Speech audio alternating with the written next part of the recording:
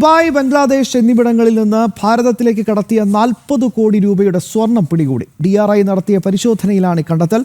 പരിശോധന നടന്നത് ഡൽഹിയിലും അഗർത്തലയുമാണ്.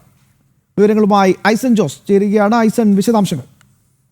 ശ്യാം, തീർച്ചയായും ഡൽഹിയിലും അഗർത്തലയിലും ഒരു പ്രത്യേക ഈ ലോജിസ്റ്റിക് വെയർ ഹൗസ്, അതായത് നമുക്കറിയാവുന്നതാണ് ഇത്തരത്തിലുള്ള അന്താരാഷ്ട്ര കൺസൈൻമെൻറ്റുകളൊക്കെ വന്ന് സൂക്ഷിക്കുന്ന ലോജിസ്റ്റിക് കൊറിയർ ഗോഡൗൺ എന്ന് പറയുന്ന സംവിധാനങ്ങളുണ്ടാകും. എയർപോർട്ടുകളിലൊക്കെ ബന്ധപ്പെട്ട് പ്രവർത്തിക്കുന്നുണ്ടാവും.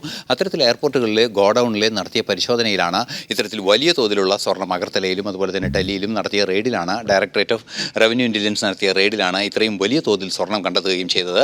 സ്വർണ്ണം ഏതാണ്ട് 40 കോടിയോളം രൂപ വില വരുന്ന അല്ലെങ്കിൽ മൂല്യമുള്ള സ്വർണ്ണമാണ് കണ്ടെത്തിയത്. ഈ സ്വർണ്ണം എന്ന് പറയുന്നത് നമ്മൾ ദൃശ്യങ്ങളിലൊക്കെ കാണുന്നത് പോലെ ഇത് ബിസ്ക്കറ്റുകളായി എത്തിച്ചിരിക്കുന്നത്, അതായത് റിഫൈൻഡ് ഗോൾഡ് പല ഇടങ്ങളിലും, അതായത് വ്യവസ്ഥാപിതമായ സംവിധാനങ്ങളിൽ നിർമ്മിച്ചെടുത്ത റിഫൈൻഡ് ഗോൾഡ് തന്നെയാണ് എന്നാണ് ഇപ്പോൾ മനസ്സിലാക്കാൻ സാധിക്കുന്നത്. തീർച്ചയായും അതീവ ഗൗരവമുള്ളൊരു വിഷയമായി ഇതിനെ കണക്കാക്കേണ്ടതുണ്ട്. അതായത് ദുബായിൽ നിന്നും ബംഗ്ലാദേശും കേന്ദ്രീകരിച്ചാണ് ഇത്തരത്തിൽ സ്വർണ്ണം ഇവിടേക്ക് എത്തിച്ചത് എന്നതും ഒരു യാഥാർത്ഥ്യമാണ്. നമുക്കറിയാം, ബംഗ്ലാദേശിൽ ഇത്തരത്തിലുള്ള ഭീകര സ്വഭാവമുള്ള സംഘടനകളൊക്കെ പിടിമുറുക്കുന്നൊരു സാഹചര്യമുണ്ട്. അത്തരത്തിലൊരു സാഹചര്യം ഉണ്ടാകുമ്പോൾ ഈ ഹവാല ഇടപാടിൻ്റെ ഒരു സ്വഭാവമാണ് ഇത്തരത്തിലുള്ള സ്വർണ്ണക്കടത്തിന് കാണാൻ സാധിക്കുന്നത്. അത്തരത്തിൽ ഹവാല ഇടപാടുകൾ നടത്തുമ്പോൾ ഭീകരതയ്ക്ക് വേണ്ടി ആ പണം ഉപയോഗിക്കാനുള്ളൊരു നീക്കമാണ് നടക്കുകയും ചെയ്യുന്നത്. തീർച്ചയായും അത് ബംഗ്ലാദേശിൽ നിന്നും പ്രത്യേകിച്ച് ത്രിപുരയിലേക്ക് എത്തുന്ന ഒരു സാഹചര്യം ഉണ്ടാകുമ്പോൾ നമുക്കറിയാം, ബംഗ്ലാദേശിൻ്റെ നേതൃത്വത്തിൽ ഒരു വിശാല ബംഗ്ലാദേശിനുള്ള ശ്രമം നടക്കുന്ന ഒരു സാഹചര്യത്തിൽ ഭീകരത പ്രോത്സാഹിപ്പിക്കുന്നതിന് വേണ്ടിയുള്ള ഒരു കള്ളക്കടത്ത് നടത്തുന്ന രീതിയാണ് എന്നതിനെ കൃത്യമായി ഇത് വ്യാഖ്യാനിക്കാൻ സാധിക്കുന്നുണ്ട്. ഈ ഒരു പശ്ചാത്തലത്തിലാണ് അതീവ ഗൗരവം അറിയിക്കുന്നത്.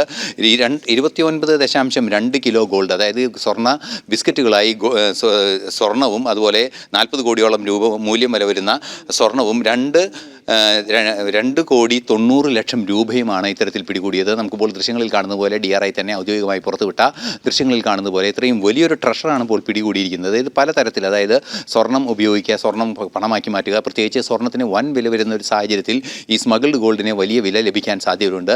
അത്തരത്തിൽ വലിയ സാധ്യതകളുണ്ട്, വലിയ ലാഭം ലഭിക്കാനുള്ള സാധ്യതകളുണ്ട്.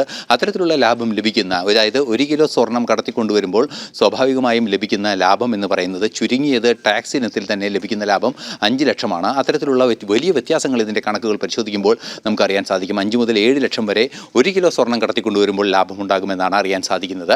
അത്തരത്തിലുള്ളൊരു കണക്കുകൾ നിലനിൽക്കുമ്പോൾ വൻതോതിൽ സ്വർണം കടത്തുകയും അതുപോലെ തന്നെ കറൻസിയും ഇത്തരത്തിൽ കൊണ്ടുവരികയും ചെയ്യുമ്പോൾ അത് രാജ്യത്തിൻ്റെ സുരക്ഷിതത്വത്തെ തന്നെ, അതായത് രാജ്യത്തിൻ്റെ സുരക്ഷയെ തന്നെ പ്രതികൂലമായി ബാധിക്കുന്ന ഘടകങ്ങൾ പോലും അതിലുണ്ട് എന്ന ഒരു യാഥാർത്ഥ്യമുണ്ട്. ഈ പശ്ചാത്തലത്തിലാണ് ഡൽഹിയിലും ത്രിപുരയിലും ഇപ്പോൾ നടന്ന ഈ റെയ്ഡുകളെ പരിശോധിക്കേണ്ടത്. വൻതോതിൽ 40 കോടിയോളം രൂപയുടെ സ്വർണം തന്നെ പിടിച്ചെടുത്തിരിക്കുന്നു.